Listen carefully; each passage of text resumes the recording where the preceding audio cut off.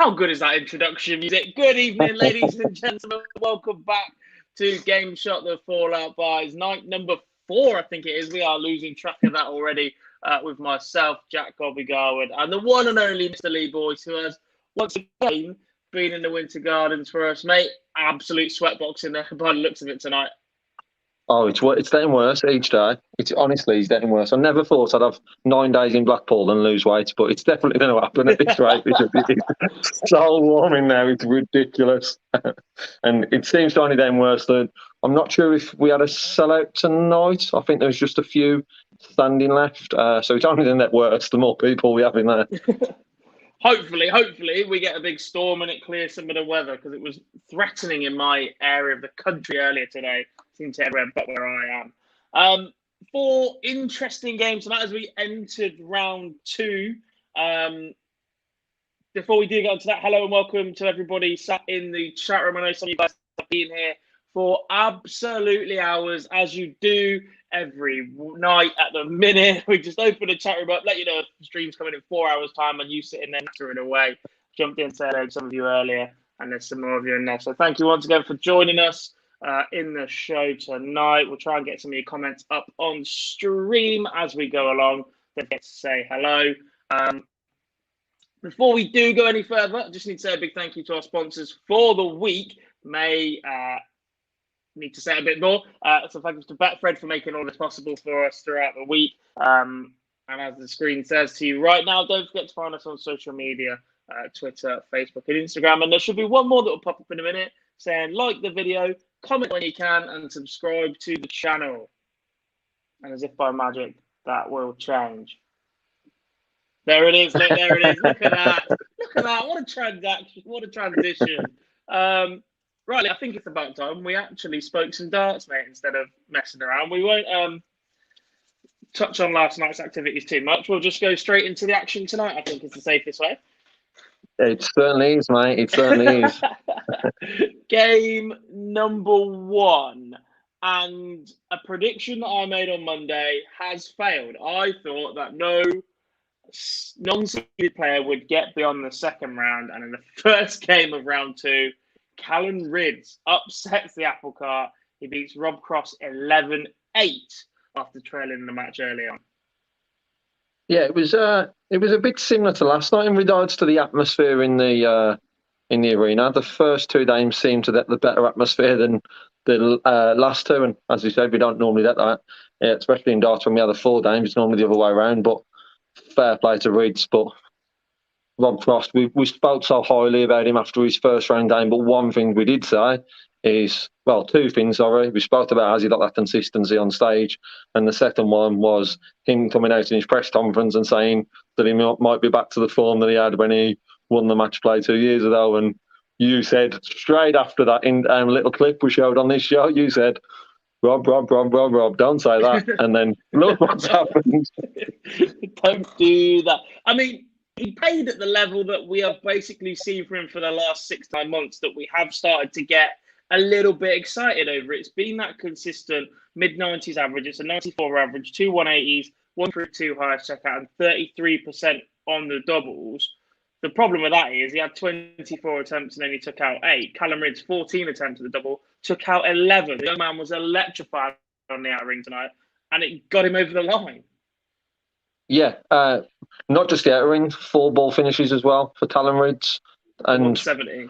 Massive. 170. Well, the thing is, he's only got 1 ton plus checkout, which is the 170. So to have 4 ball finishes means he's not picking off those trebles, which means Rob stood behind him expecting he's going to come back.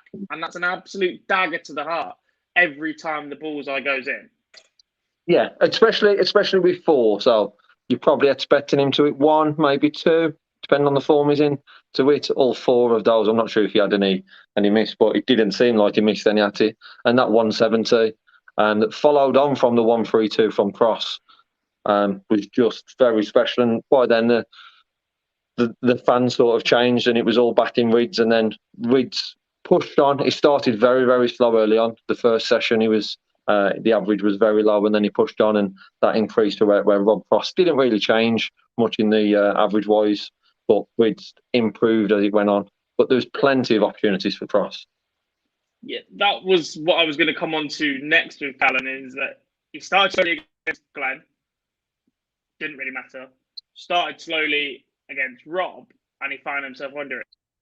He can't really afford to do that again, can he? He can't, but I'm guessing at the start of the week, even if he'd have just been offered a quarter-final spot at the match play, or before the draw, I'd probably say before the draw, if he was offered that, because I think that first round tie he was always fancied just because of the form that Glen was in. But he's got to start better, especially down into a London format, because for me, that London format, Ridge has got to improve that average, and to start slow, as he has done today, he will have to increase it a lot more than what he's done. And he's not going to be given that many opportunities. Probably the opportunities he had today, because yeah, we got 11 out of 14, but it was behind in a lot of those leads, and Frost missed a lot. Going into the London stage, I'm just not sure if that'll happen. Yeah, completely agree.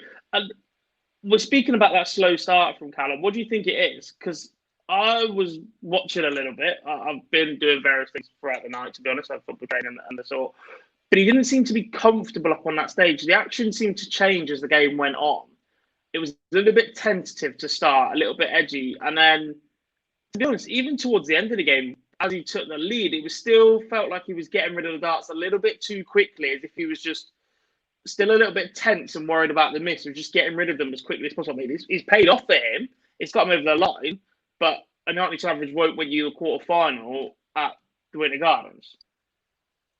Yeah, it's hard to say what it is, and I don't want to keep mentioning the heat when it comes to Blackpool, but a lot of the players have mentioned it and being back. I've seen Luke Humphries put on there around it's good to be back on stage after 16 months with a full capacity, and he touched upon the heat. Where for Callum Reeds, he hasn't had too many experience of this, so that might be why he's slow starting with games. It's all a new experience, and also why he's releasing them. He seems to be releasing that second and third dart a lot quicker. Yeah, but once again, just on that, I don't want to. It's hard to slate him, because to know that to the quarter final, to beat Rob Cross, to prove you wrong, which I'm definitely going to mention, as you always mention when you're right. So yeah, all good. Yeah, it's not been a great week. It's not been a great week. It's not been a great night. It's not been a great week for predictions. They've gone absolutely down the drain. That was the comment I was looking for. Scott Mitchell in the chat room, part of the team. Cross has just lost 135 grand off his ranking. That hurts. That hurts. Yeah, just a little. Poor bloke. Just a little. What normally happens right now is we watch a little clip of the post-match conference interviews that we have done today. Phil Barr's obviously on the ground. However, I'm just waiting for confirmation that they have been loaded into the software. Someone has not read their message. So if we have them in the next 5 seconds, you're about to hear from Callum Ridge. If we don't have them, we're going to have an awkward silence, and I'm going to have to talk about game number 2. Definitely, but they're both great players. They're ranked in the top 32. Am I right? And obviously, it just goes to show they're good players. I mean, again, I'm not really bothered. I don't fear any of them, but we'll just see what happens in a couple of days. Well done, Mr. Eaton. We do have them. Look at that. solid work. Thank you very much to Jar in the background producing for us. Once again, he's in the chat room. He's flashed his own comment up again, hasn't he? He loves getting involved, Jarlin, but we couldn't do it without him. So keep cracking on, mate. Game number 2. Mate,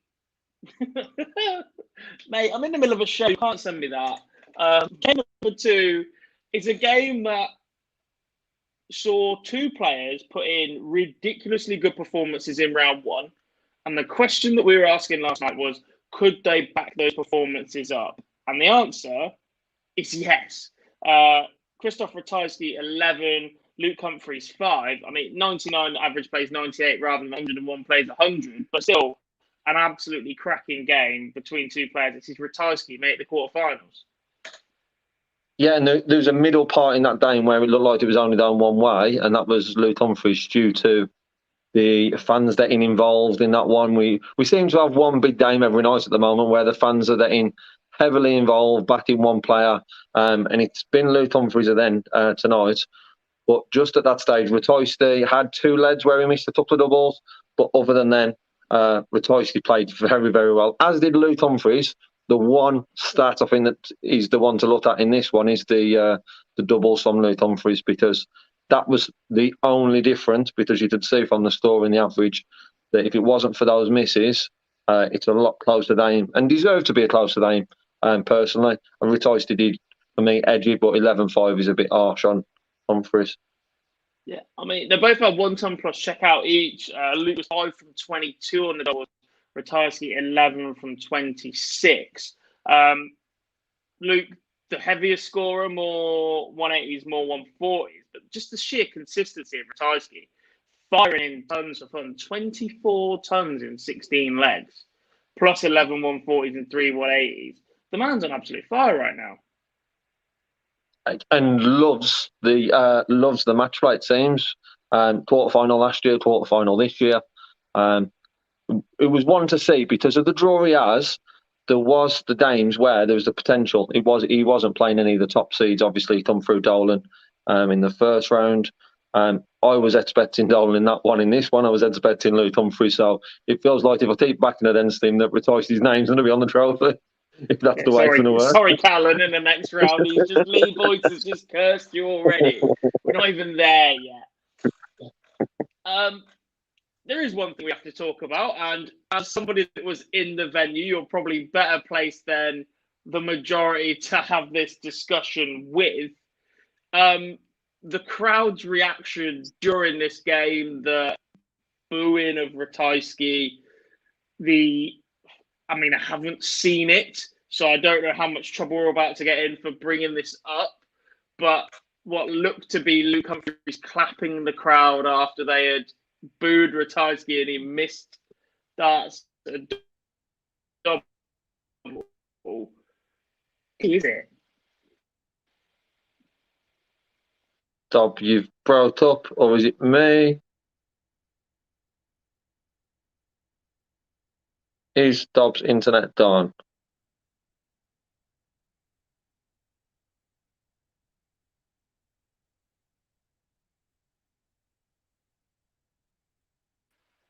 Yes, it seems like we've lost Dob. Is he back? Oh, we're back. We're back. Where were we? It's just not what we want to see, is it, Lee? Look at that, seamless. So there's a point at the end of this first session where Luke Humphries is speaking to George Noble for about 30 seconds, 45 seconds after Ratoiste's left the stage. So I'm not sure what happened. There's a few things I've seen on social media about that what it could have potentially been. And then what we'd seen is a very fired up Luke Humphries for the second session. And it seemed like after every throw, he was reacting to someone in the crowd. They were chanting his name. And then that's when the booing started against Ratoiste. But Ratoiste has touched upon it in his interview. I've seen it around it. But the fans, it's not fair. It's not right to be booing for me. However, the fans have paid to be sat in that venue, so I have the right to share their opinion, as long as it's not putting the player off. And Ratoiste will say, obviously, tonight it's not put him off, but if it was a game and he'd lost 11-5, it could have been a completely different conversation. For me, it's not the right thing to do, especially when they're throwing. It's fine to be backing one player, but I'm not sure I totally agree with the boon of Ratoiste, who played very, very well. And probably, if it wasn't for them missed doubles in the second session, that would have probably been over the 100 average. I think that's where it is. There is a very, very fine line between the behaviours and the sights and how we want the crowd, as people that aren't there, to react and respond to games and things that happen in the matches. And we've seen various partisan crowds around the world. We've seen other sports return before the darts. We've absolutely clamoured for the fans to be back. And now, because the behaviour isn't 100% perfect for how we as outsiders want it to be, we want everybody to be nice and respectful and clap. the person that you're not cheering almost, that we're making quite a big deal out of it yet again.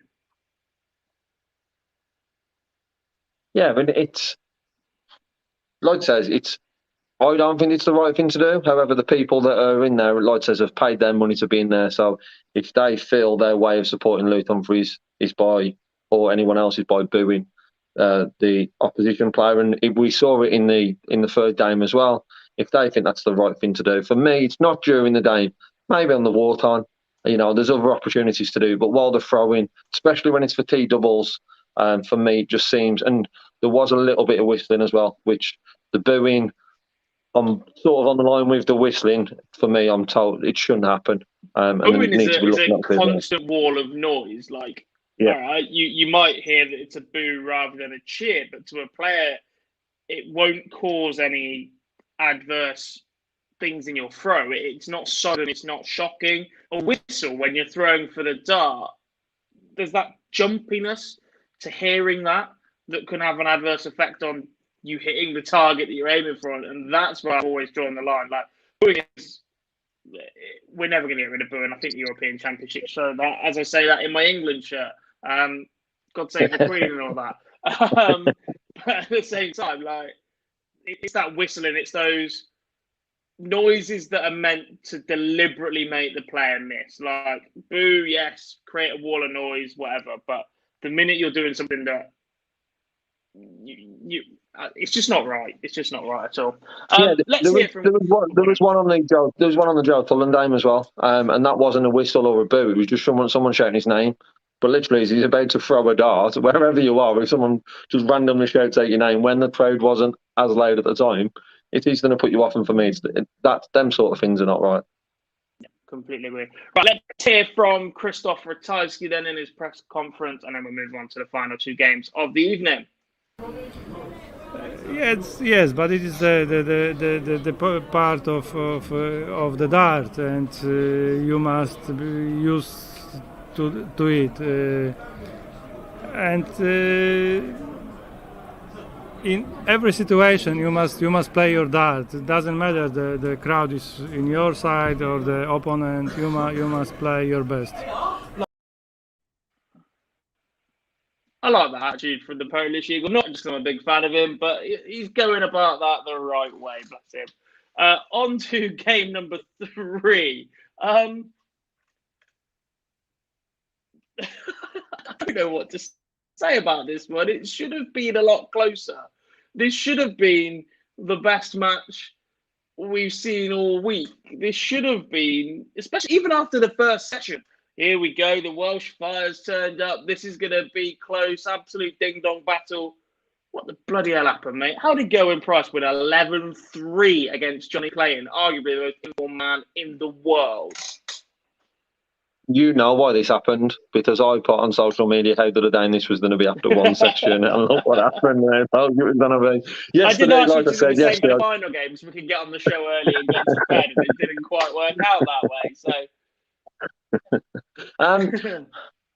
the first session, the finishing in the first session by both players was very, very good. Clayton then took the sixth lead and levelled Vin's back up, and then obviously Price then went on and won every other lead. But it was the doubles from Clayton. It was the same as we talked about in the previous game with the booing for Gerwen Price initially. But Gerwen Price for me was sensational. I know you can look at stats, and an 101 average is very, very good. And sometimes we thought, obviously, when they're hitting 110 and using that sort of way to describe it. But I thought Gerwen Price reacted to every moment very well, even that comeback from Clayton, that mini comeback early on. And Price is certain. I know I tipped him to get to the final in our group. I'm just struggling now to see anyone beating him at all, because he looks very pumped up for this after missing out on the Prem. Interesting comment that from Dan. He says Clayton lost his scoring after first session. The only scoring stat that Gerwen Price beat Johnny Clayton in is the straight tons. Price at 21, Clayton at 17. Gets his 7 140s, Johnny 11, and Gerwen 3 180s, Johnny 5. He was just 3 from 13 on the doubles. It's just not very Johnny. Without having the stats in front of me for the opening 5 legs, I would be guessing that Johnny is about 2 or 3 then 180s in that early stage. As Pricey to at least 1, maybe 2. And the scoring from both the 180s, certainly in the first 5, was very good. It did drop off. I agree with it. But like it says, he outstood Gerwen Price a lot of the times. The doubling was just was very poor. Like it says, I expected Price to win. I expected Price to win well. Just because of that respect sort of between the two players, but not that well. I don't think anyone would have predicted. Anyone who's been watching darts for the past 9 months would predicting Johnny Clayton only to win 3 legs. Yeah, I think that's the issue with this one. About Johnny's head-to-head record against Gerwen is shocking because I think there's a little bit too much respect between the players. Where there isn't, well, there is respect between them, but there's absolutely no love lost. It's between Gezi and the other top players in the world. Let's hear what he had to say about them. I'm not worried what people think as long as I believe in my own head and I know what the players think, so that's all that matters. Just on what you said there about other players, do you listen to some of the interviews players give, like Peter, for example, when he said he's his only rival for this? Yeah, Peter's playing rubbish. I mean, he's going to win the Worlds, he's going to win this. I mean, he's won nothing really. He's won a couple of Pro Tours. I'm not worried about Peter. I'm not worried about Michael. I'm worried about myself. But talk is cheap. You just got to do it on the board. Talk is very cheap from the world number 1. And I tell you what, these post-match interviews are getting very heated. Gary Anderson was chucking some shade on some people yesterday. Joe Cullen and Peter Wright, we're going to talk about them shortly. They were throwing some shade, and now Desi's getting involved on the action as well. The rest of this week, temperatures rising in Blackpool, and it could get even better. In these interviews, there's got to be a little bit of a list of people saying Wayne Mardell and people saying Peter Wright, because there seem to be the 2 players, well, 1 player and 1 pundit, who seem to be in a lot of players' heads. At the moment, anyway, there's spoken about in every single interview. Say their name, get a reaction, give us 3,000 views on YouTube. Thank you very much. Job done. Thanks for coming. Well, it'd be lovely if those views were a few more. Like we said, every interview that we do will be up on our YouTube channel. Pop over at the end of the show to watch them. Unfortunately, we don't have the winner next game because the man is still talking Belgian waffle, as he always does backstage. That'll be coming out for you shortly. But that sort of gives away how the final game went. 103 average for the reigning champion, Dimitri van den Berg, as he fired in a monstrous 14 180s in 19 legs of darts on his way to an 11-8 victory over Dave Chisnall. And six perfect darts twice from Dimmy, 6 perfect darts from Chizzy once. I had my phone ready and must have jinsed it because I was ready for that Blackpool reaction, because I believe there's a 9-dart coming very, very soon.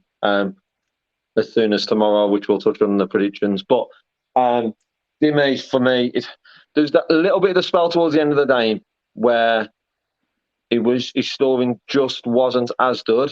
But it's very hard to criticise a guy who's pulling them numbers with 180s and average for what he did in the 1-2-1. I think he took Chizzy 130. It was a very good game, and there's a lot of games in this where the draw we've seen has been very kind to some, and performances we've seen, you can average mid-90s and get through in some, where Chizzy needed to be 104, 105 to that near Dimmy. Or sorry, to beat Dimmy. He was near him, but to beat. He just lacked that scoring power this week, but his finishing, 57%, has bailed him out an awful lot. Which we don't expect. We don't see from them. No, we don't. One more thing on this game, and amazingly, it's not about Dimmy. It's about what me and you were talking about. You were side on from these two, looking at the absolute difference between what you can see from the players. And then what happened next? Dave Chisnall fires into 130, and you go, don't matter how bad it looks when you can do that. Yeah, I've got a feeling if you was producing the show, that would have appeared, our text message conversation at that point would have appeared on the screen, with me having a bit of a dig at the sort of the release of Chisnall. When you compare it to Dimmy, because Dimmy's release for me is so good, And then at that time, the 1:30 happened within 15 seconds of it sending. I was hoping I was able to delete it before you're ready, but it already appeared on your phone. I was like, oh, well, there we go. But yeah, the difference in throw between the two, especially I was on the right-hand side of the players for a couple of games tonight, just having a look. And the throw was so much different. It's not like it's any different for Chisnall. We know what Chisnall's like with a bit of a snatchy release. And I'm probably being nice there by saying a bit.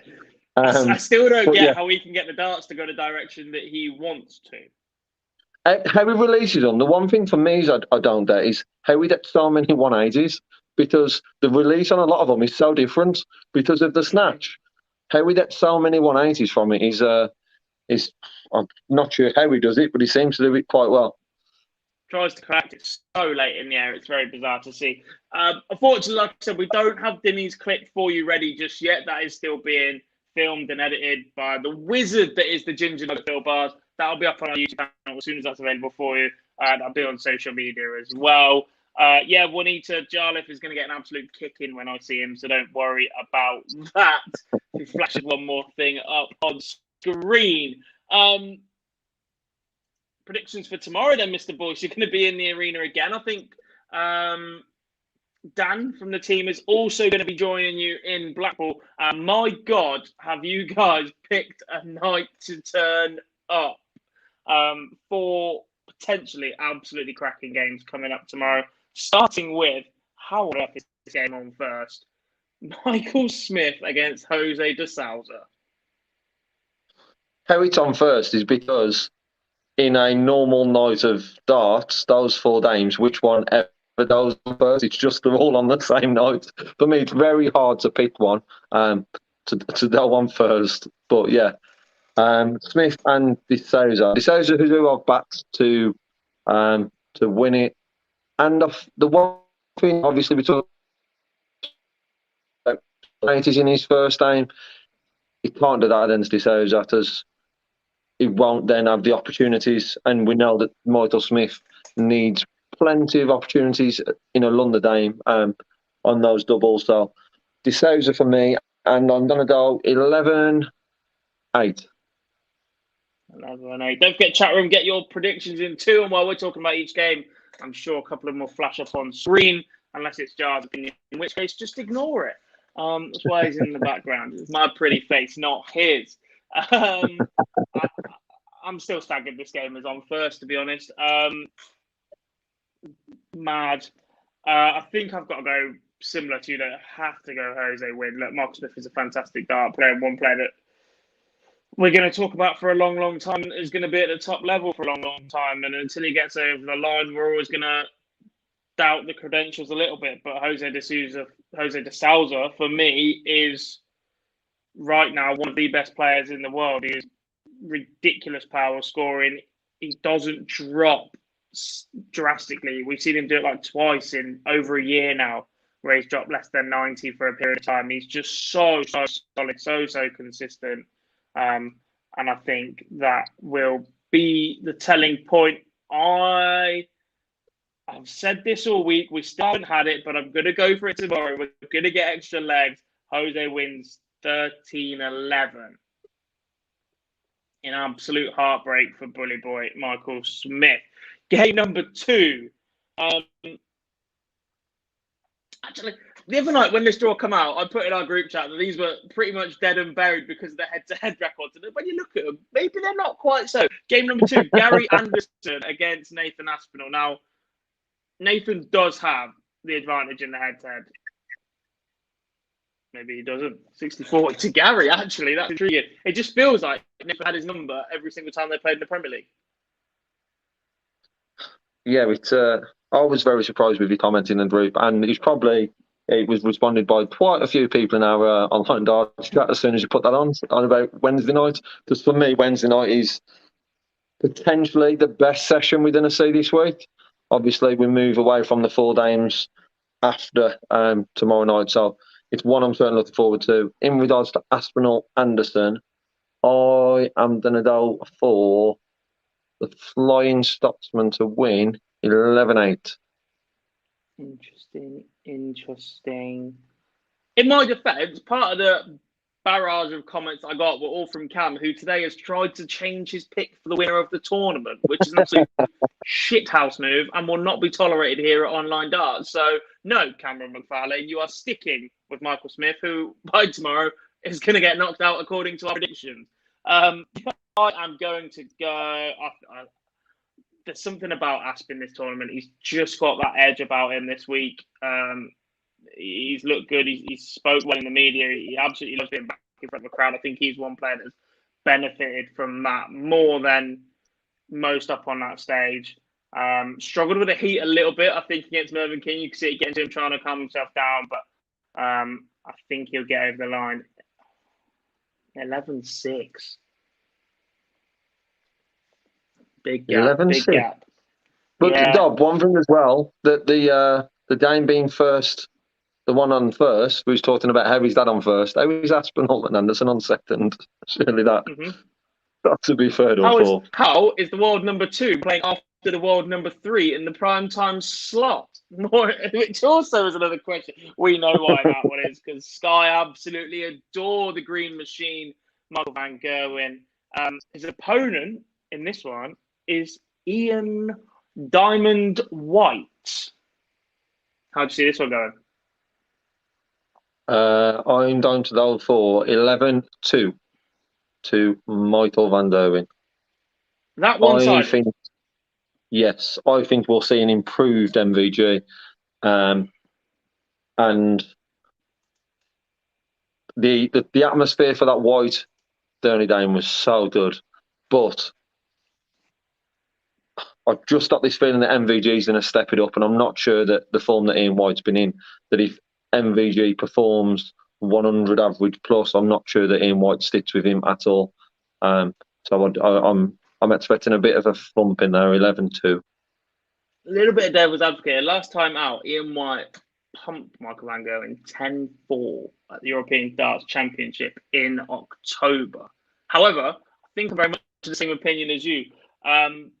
I'm not sure if it's just because the game was winnable, if it's because he's struggling. We understand that he is set for surgery on a shoulder injury. There were times in that Gurney game where he got out of blocks very quickly and then he just looked nervous, edgy. Ian White of old on TV couldn't buy what he was looking for. Worried that probably happens again tomorrow, especially in that primetime slot against Michael van Gerwen. I am going to go a little bit nicer. I'm going to go the same result as the game before. 11-6, Michael van Gerwen for me. Final game of the night. We mentioned this one briefly earlier. A little bit war of the words between these two in the pre-match. The last 2 times out, Peter Wright's won 7-2 and 7-1 against Joe Cullen, dating back to November last year. How do you see this one going to round 2? I think this will be our first extended game. Obviously, it will be. Whichever game it happens, it's going to be at the end of a session, just because our show going live a little bit later. It's always going to be the end session. It's always going to be the end game. I'm going to go for Peter Wright edging it, 14-12. I think it'll be very close. 4. Tommy Wright to win 11-7. Yeah, I think it'll be very close, but I do think it will go back and forth early on. But then we'll see Wright just come through. If, and it's a bloody big if he comes on stage tomorrow with those new gold darts, I think Peter Wright wins comfortably. Look, the straight barrel is clearly the design for him. I've lost count of how many times I've said it. He seems to like the element 11s or whatever they are. Now they're golden. I don't think they kind of make a blind bit of notice. But they're going through the air pretty nicely. Late in the day might be an issue for Peter as he does like a little bit of a practice. Don't want to overdo it in this heat. But I still think he comes out on top in this one. I'm going to go 11-7 for me.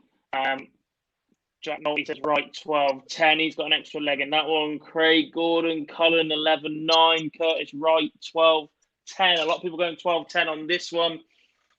I as we round off the show, that little banner reminder at the bottom. Don't forget to like today's show, subscribe to the channel, and comment below to get involved, especially if you're watching this on Countback. The comment on Watchback, comments will really help us too. Thank you very much once again to Betfred for all your help with sponsorship and coverage of the show this year. The official sponsor. Don't forget to head over there if you're having a bit of a flutter on the match play, and gamble responsibly as always. Once again, Lee, thank you very, very much for joining me tonight throughout the show, or if you're listening back on podcasts throughout the day. I'm not going to insult you tonight. I'm going to be pretty nice. So thank you very much to the chat room. You've all been absolutely superb. And once again, we will speak to you all tomorrow night as we finish off round 2 at the Betfred World Matchplay.